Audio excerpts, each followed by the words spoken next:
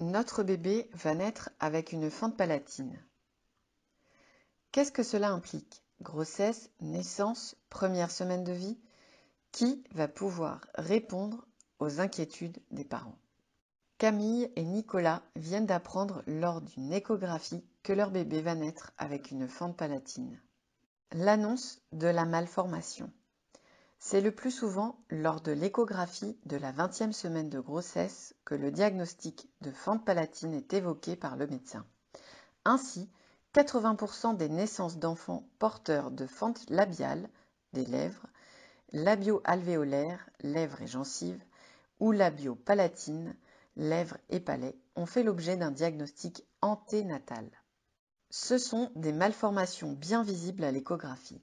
Dans le cas où seul le palais est atteint, la lèvre et la gencive ne sont pas touchées, cette malformation peut être découverte plus tard car elle est plus difficile à voir à l'échographie.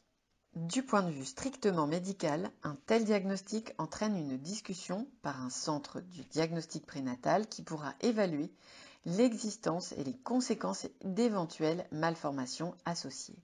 Cette évaluation approfondie permet de mieux préparer les conditions d'accouchement.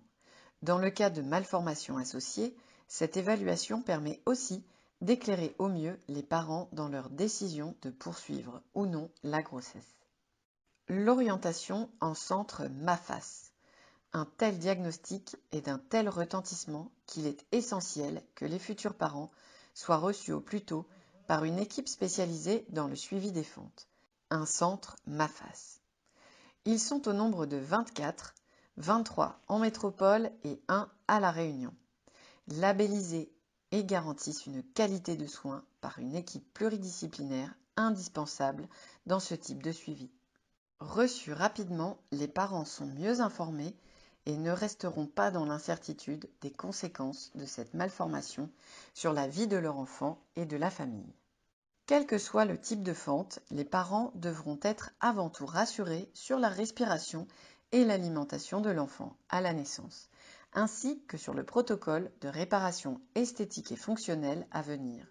Ce sont des informations déterminantes pour le bon déroulement de la fin de la grossesse, de la naissance et de la prise en soin du bébé et de ses parents.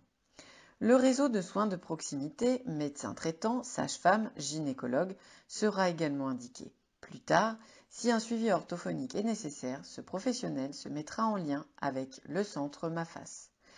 Pourquoi le bébé de Camille et Nicolas va naître avec une fente? Il existe des origines génétiques ou des prédispositions dans environ 15 ou 20% des cas. Ainsi, il existe des familles où l'on retrouve des naissances à chaque génération, mais aussi dans une même fratrie. Pour autant, dans la plupart des cas, il s'agira d'une première naissance d'enfant avec une fente dans la famille. Les fentes constituent la pathologie congénitale la plus fréquente. Elles concernent une naissance sur 700 à 1000 selon les origines du bébé. Hormis les prédispositions génétiques de certaines familles et certains facteurs de risque, la plupart du temps, il n'y a pas d'explication à cette malformation. Camille et Nicolas n'ont rien fait de mal ou moins bien que les autres parents. Il ne manquera rien à leur bébé, tout a été bien fabriqué, mais la chirurgie sera nécessaire pour remettre en place les tissus. L'embryogénèse, c'est le nom donné au développement du fœtus. La face du bébé est comme un puzzle à 5 morceaux. Les pièces vont se mettre en place et fusionner dans les 11 premières semaines de grossesse. Il arrive parfois que cette fusion ne soit pas complète et il reste alors une fente. Mais les 5 pièces sont bien toutes présentes. Le rôle du chirurgien est de reconstituer l'anatomie de l'enfant telle qu'elle aurait dû se compléter. Et notre bébé, comment sera-t-il? Comment parler à son frère? Je veux pouvoir voir des photos. Ces questions sont importantes pour tous les futurs parents. C'est l'un des objectifs des consultations anténatales. Les parents seront accueillis par un chirurgien et une infirmière. Le chirurgien présentera le parcours de soins de leur futur enfant en fonction de la forme de la fente. Quand le bébé sera opéré, combien de chirurgies et quels autres soins sont à prévoir? L'accent sera mis également sur la nécessité d'un suivi pluridisciplinaire. Des photos d'un nourrisson à la fin de sa croissance pourront les rassurer et les préparer aux différentes étapes. La consultation infirmière permet d'évoquer les premières semaines de vie, en particulier l'alimentation du bébé. Une orthophoniste peut également répondre aux questions sur l'alimentation et le langage. Le souhait d'allaiter le bébé à naître doit être entendu et accompagné, même si certaines formes de fente le rendent théoriquement impossible. Si nécessaire, une consultation avec un psychologue est également proposée aux parents. L'apport de la génétique sera aussi essentiel pour comprendre l'anomalie. Elle permet de se préparer à d'éventuelles futures grossesses ou mieux déterminer la présence d'un syndrome associé. Pour accompagner l'annonce du diagnostic à des aînés, il existe un livre qui leur est dédié, Bébé sourire. Va-t-il respirer et manger sans aide extérieure? La forme de la fente et son association à d'autres anomalies sont des facteurs importants. Les centres connaissent bien ce qui peut engendrer des difficultés respiratoires et ou alimentaires.